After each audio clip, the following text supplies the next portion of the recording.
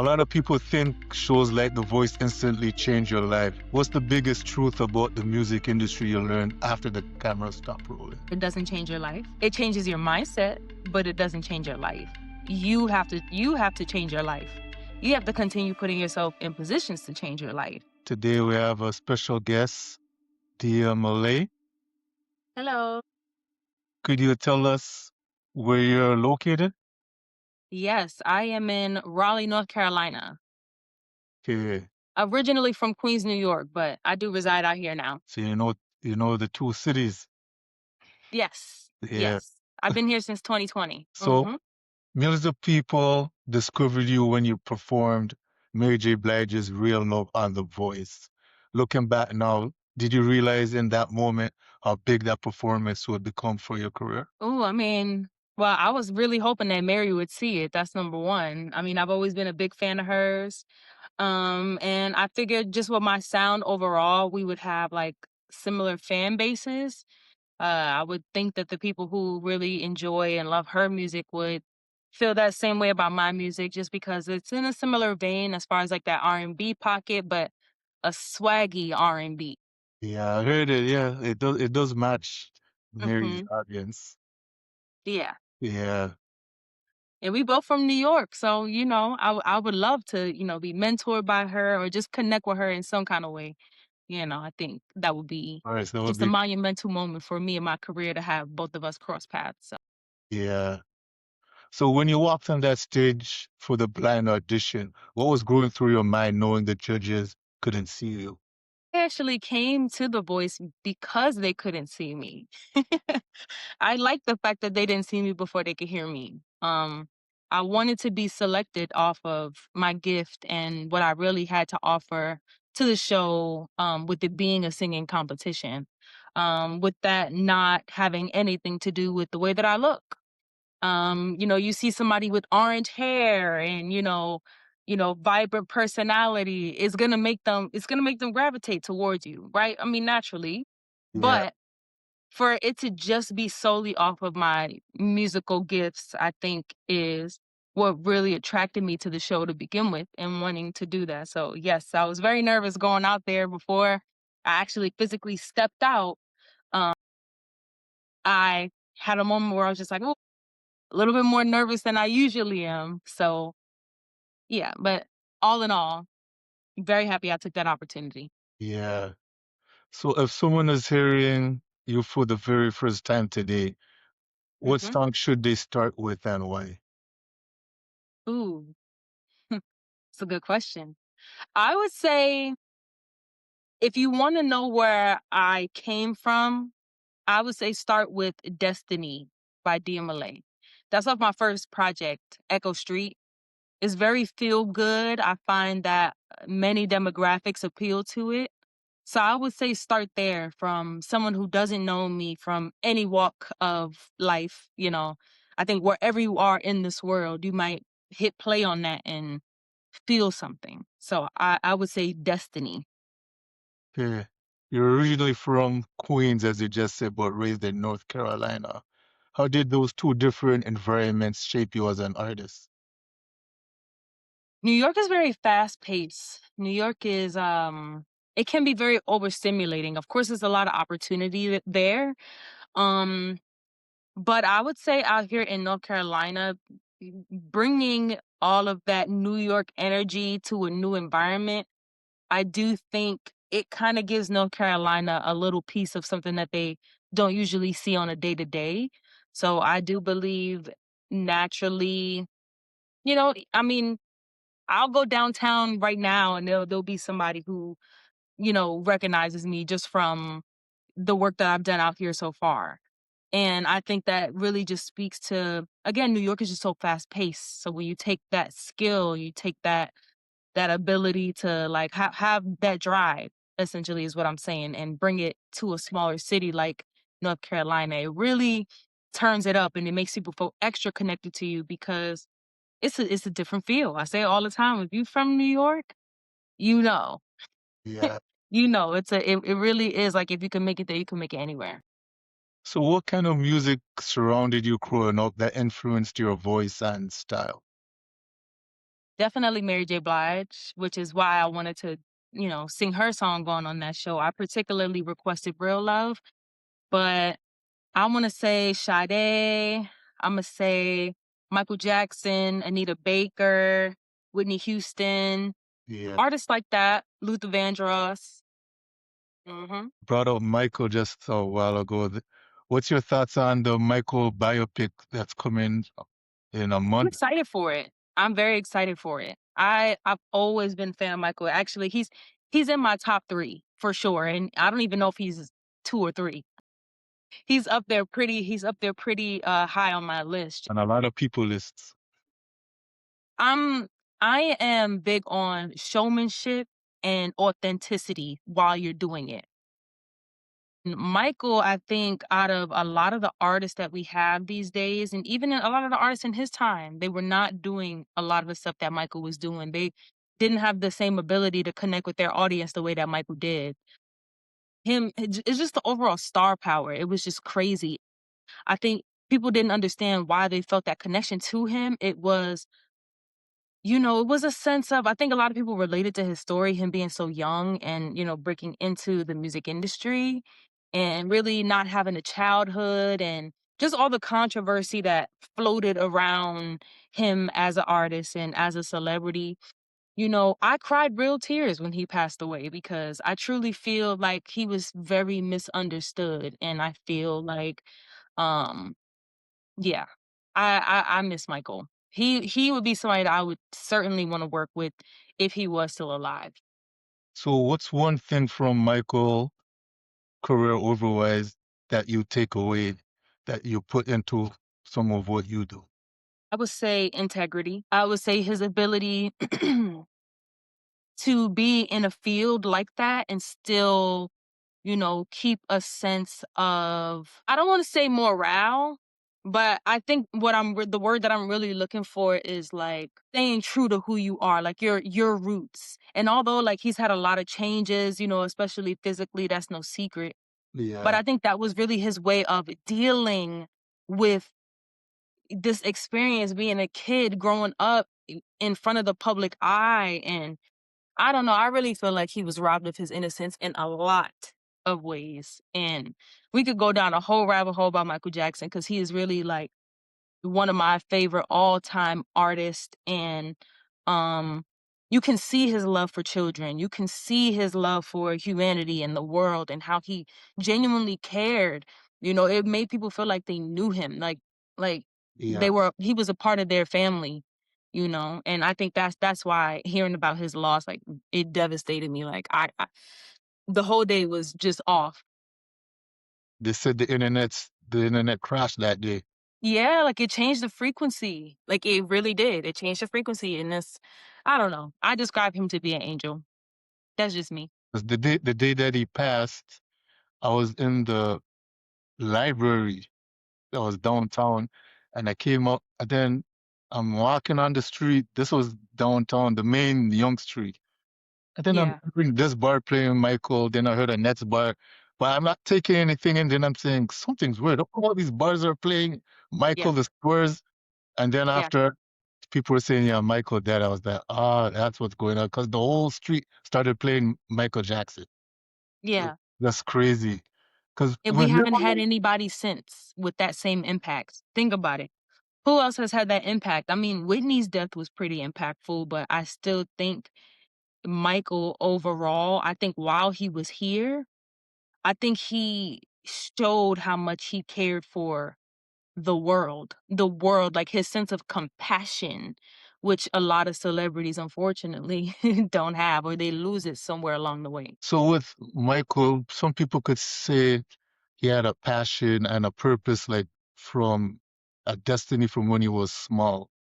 When did you realize singing wasn't just a passion, it was your purpose?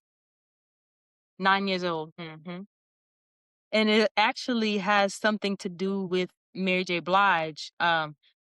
It was, well, 9 years old is when I, like, first picked up the mic and I started, singing and writing poetry, and then the poetry turned into songs. And I remember when Mary J. Blige came out with "Be Without You," and then she had that high note at the end. Yeah. Yeah, that when I I would practice that note in and out, up and down, round and round, just until I got it right and perfected it. So that was when I realized, like, okay, you have a real connection to music and, just watering the voice and just, growing and strengthening my pen as a writer. All those things kind of just came with the process. So before the world saw you on television, what was the grind like trying to break through in the music industry? To say, I mean, I was already living in North Carolina at that point. So I was living out here for maybe 2 years before that happened. So I would refer that back to my time in New York. Um, for the most part, it was doing paid gigs. Well, when I say paid gigs, I mean there was a time where I was paying to perform. There would be you know, curators, event curators putting something together or hosts putting stuff together. And if you wanted to be a part of the show, you had to pay to do the show. You had to pay your own money to be able to be a part of those shows just for the exposure that they say you can find at the show. Um, when really it's all networking. Like, you don't even necessarily need to pay to perform somewhere. You can go to the performance and network. I promise you it's going to be the same thing.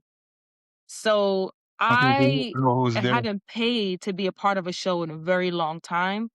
And it was when I kind of adapted that mindset. Like, plus the show that I give, it shouldn't be free. I shouldn't be doing this for free. I shouldn't be just, unless I want to. Because I've had shows that I've done for free because of the cause. You know what I mean? Or whatever the case is. But just saying that, oh yeah, if you want to be a part of this show, you gotta, pay us to, showcase on our platform. And I can understand to a certain degree. I guess it depends on how far you've come in your career and, if you have no like zero exposure at all, that might be a good play because, after performing, you can just get off stage and network. They've seen it instantly what you do. So I want to say it just really depends on the platform when it comes to that pay to play type of thing. Yeah, because I know some promoters who do the pay for play, and sometimes they do it to cover the expenses of the Hmm. band. Yeah. Because they're paying for the venue, they're paying for the DJ, they're putting a lot of like it's a lot of other moving components. And all of that is good. Again, if it's the right opportunity, like if it's a you're saying, okay, cool, I pay you, let's just say $100 flat, for example. I pay you $100, I get to perform, but I also am getting a radio interview. I'm also getting, you know, a couple other things as far as like marketing is concerned. If that's a part of it, then sure, because then it makes sense.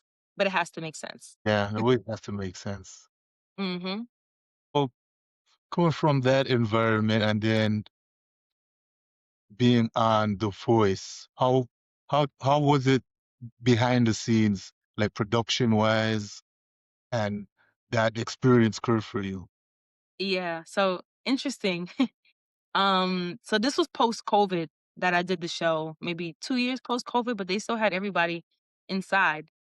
They still had everyone, not able to just roam freely. Remember, we had curfews out here. So everything was shut down and they didn't want the cast to get sick. So a lot of what was happening in previous seasons, like being able to, roam around with your castmates and, hang out in the hotel with the castmates, go shopping with the castmates, all that had to be scheduled out and it had to be in groups.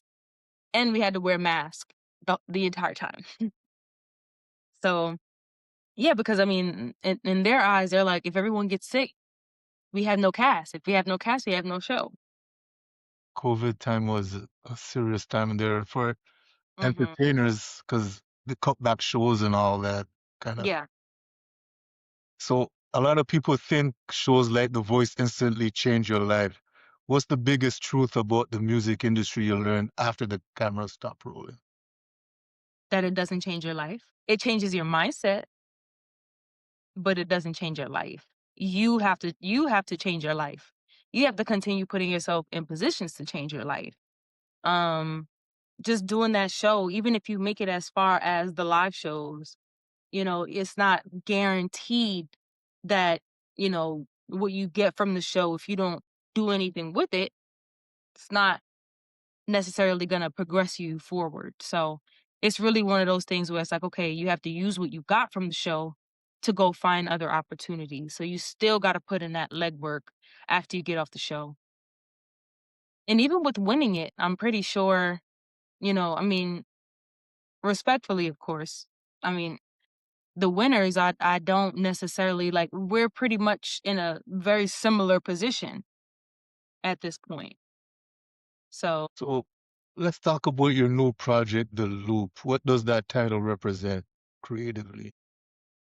it represents the cycles of love, going through the motions, the ups, the downs, the ins, the outs, being kind of feeling like you're stuck in a vortex of I want to get out of this space, but it's kind of difficult to do so Yeah, because of us either having a trauma bond or us, connecting in ways, or maybe we share commonalities, but that doesn't necessarily mean that we're truly, counterparts, if that makes sense. So, really just talking about what that looks like. And to me, that's more of a common reality yeah. of love because it's never going to be perfect.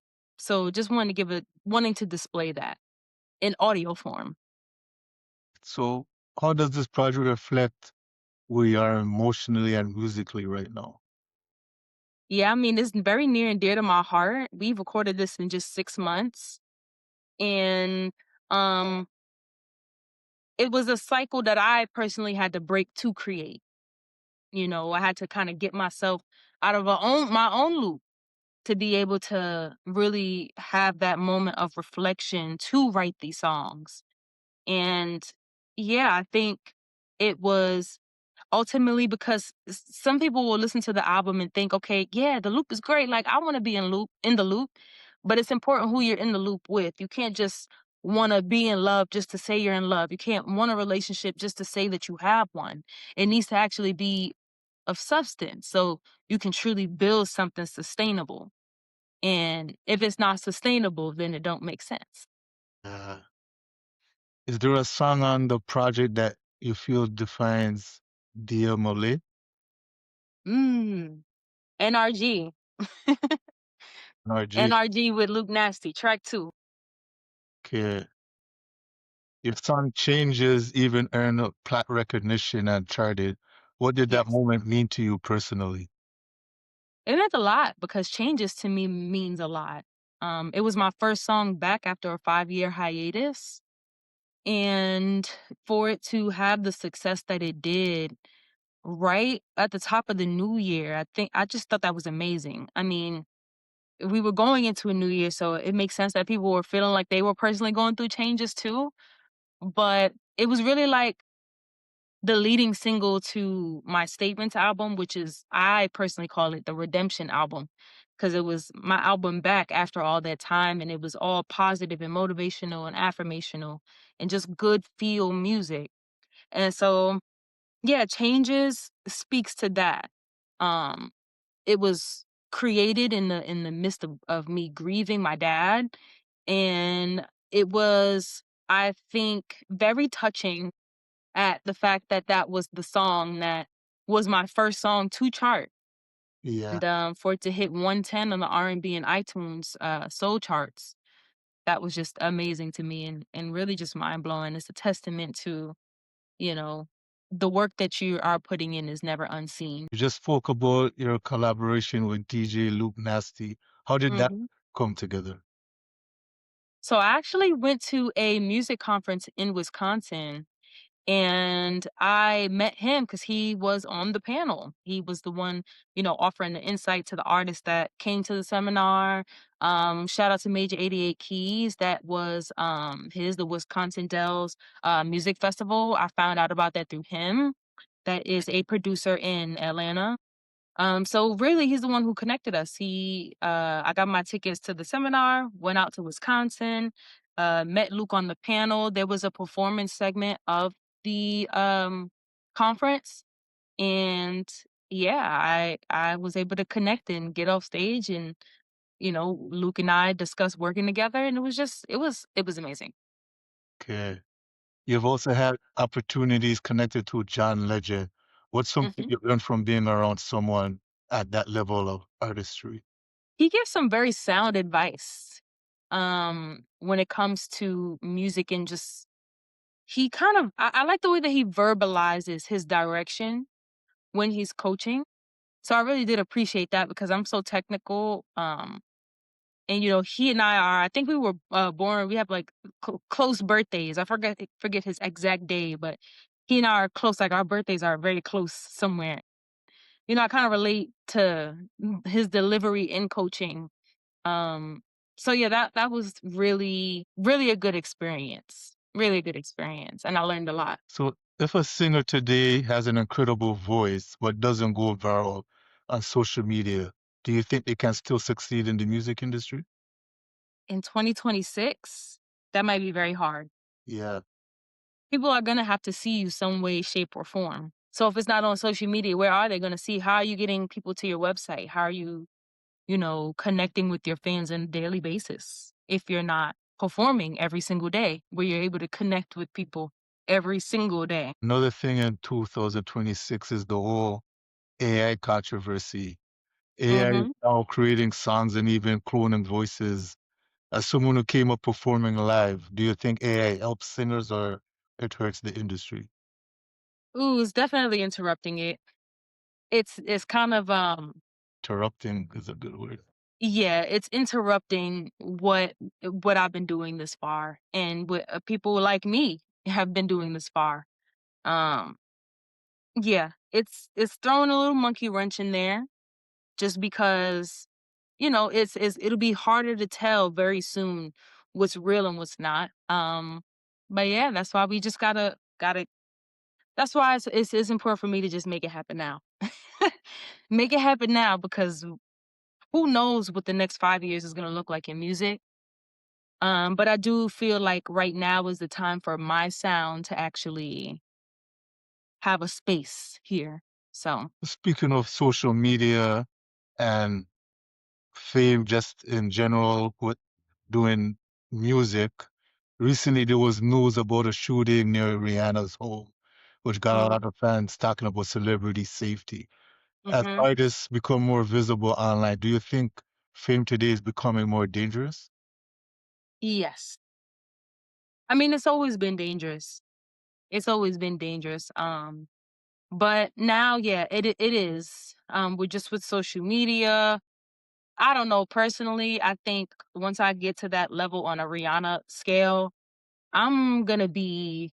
I'm gonna go get a family compound somewhere and have it super gated, and you're gonna have to drive 2 miles to get to my actual house. Cause, yeah, that's what's necessary these days. So when you perform live, do you focus more on technical perfection or emotional connection with the audience? Emotional connection for sure. Okay. The technicalities, you can't really get too stuck in that. Yeah. Because as a performer, if you're really putting on a show, you're moving, you're trying to connect, and that's where your focus should be, you know, actually connecting with the room. You just spoke about getting to Rihanna's level. Rihanna has a cosmetic line, and I Mhm. see that you expanded into beauty cosmetic line yourself. When did you Mhm. realize building a brand outside of music was important? A while ago, a good while ago.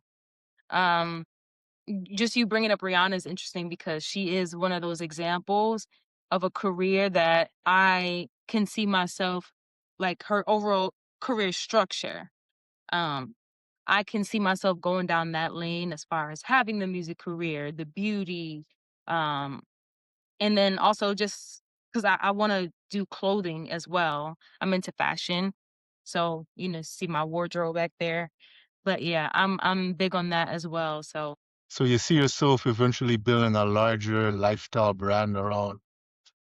100%. Yeah. Your fam 100%. your fan base calls themselves the mafia? Malay Mafia, yeah. The ma- What Yep. does that support mean to you? It means everything. Like I love my family. Just to be able to have their support, it means that I get to truly spread my wings. I get to actually wholeheartedly do this and not think like, I don't have people backing me, because sometimes it'll take the world some time to catch on, but if you have it at home first, I mean that's big, that's huge. That's what a lot of people ask for. It's what a lot of people wish that they could have. So, yeah. And the Malay Mafia, it did start with like my family members, but it's grown into everyone else who supports me and streams my music on a daily basis or a regular basis. So, yeah, we welcome them into the Malay Mafia as well. When people listen to your music, what do you hope they feel or take away from it? I want them to be uplifted. I want them to feel confident because I got music that will really put you in that space too. If you feeling like, people are counting you out or, overlooking you, my music speaks to that audience as well. If you're going through a heartbreak and you're trying to figure out how to get out of it, listen to the loop, specifically track number 8, Lost Me. If you I don't know, if you are grieving, I got music for that too. You can listen to Changes, you can listen to No Ceiling. If you're feeling like you don't know what your next steps are, No Ceiling is also a great song for that. Or you could put on Heavy and put you in your bag and make you just feel like, I'm really her. I'm really him. So, yeah, it's all feel good. Okay. You now have chart success and plot recognition, but if you had to choose one, a hit song or a song that truly changes someone's life, which one would matter more? A hit song meaning what though? Cuz or are you just saying like my one song connected with one individual? Cuz a hit song would mean that it's connecting with multiple. Yeah, that's true. So like help me better understand. Well, a hit song meaning top of the charts, but it's just being a trendy song and then it Mhm. fades. But then a song like how we just talked about Michael, a song like Yeah. Man in the Mirror. It could still Yeah. Or chart, earth song. yeah, Earth Mhm. song. It could still chart and everything. Yeah. Well, it could be I both see what you're saying. Yep. I'm going to choose the earth song. song. I'm going to choose the earth song. Yep. Over the beat it. That's a great example. Mhm. That was perfect. Yep. So, what's your favorite R&B album of all time? Whew. All time is deep. All time is probably going to be Confessions. Precious. Yeah, seen they just awarded that album of the millennium, I think too. No skips. It Yeah. doesn't have no skips. That's the one album I can think and be like, "Yeah, I can play that all the way through," and it's just solid. I also like to ask this because I've had a couple artists actually say it and then it came true. What would be Mhm. your dream collaboration? Dream collaboration. Missy Elliott for sure. I speak about this all the time, but I gotta just put that out there again. Missy Elliott, I wanna work with J. Cole too. I think J. Cole would be a good one for me just 'cause, just on that motivational tip. Yeah, you We did can really cross over and make something powerful for the culture, for the people in music. So I would say J. Cole and, I wanna work with Thames too. I feel like me and Thames would make a fire song together. actually, yeah, I could see you guys as. Mhm. So, what Yep. song out there that you hear and love that you wish you wrote? Molded by Kaylani. Okay, why? Just because it's an earworm. Yeah. It's an earworm. It gets in your head and it's just it's it's on a loop. Okay. Yeah. So Mhm. what's next for you? Next chapter? What's next? Well, I like to work ahead, so I'm working on 2 new projects. So the loop is already out, but when I was creating the loop, I was also creating the project that's coming after the loop. So we're working on various projects all at once Yeah. just to kind of have everything already, loaded up and it'll just be ready to release once we get there. So where can everybody find you online? Everywhere at Dia Malay. That is going to be Diamalai, but that's on all platforms except for TikTok. TikTok is Days with Delay, but it's spelled Daze with Dilai. Do you have any lasting words for the viewers? Go get the album. Stream the loop. Stream my previous album, Statements. Make sure y'all stay tapped in with me. I got a lot of good stuff coming out. If you're watching from Toronto, hopefully one day I'm in a city near you too. And I thank you for watching. It's gonna be a good journey. So stay in the loop. Stay in the loop. Yeah, so Sounds best of great. luck, man. You have a great attitude and you're a great artist. All the best to you. Thank you so much. I appreciate that. Yes. And thank you for having me. Thanks for watching Worldwide Entertainment TV. Don't forget to subscribe and watch more videos right here.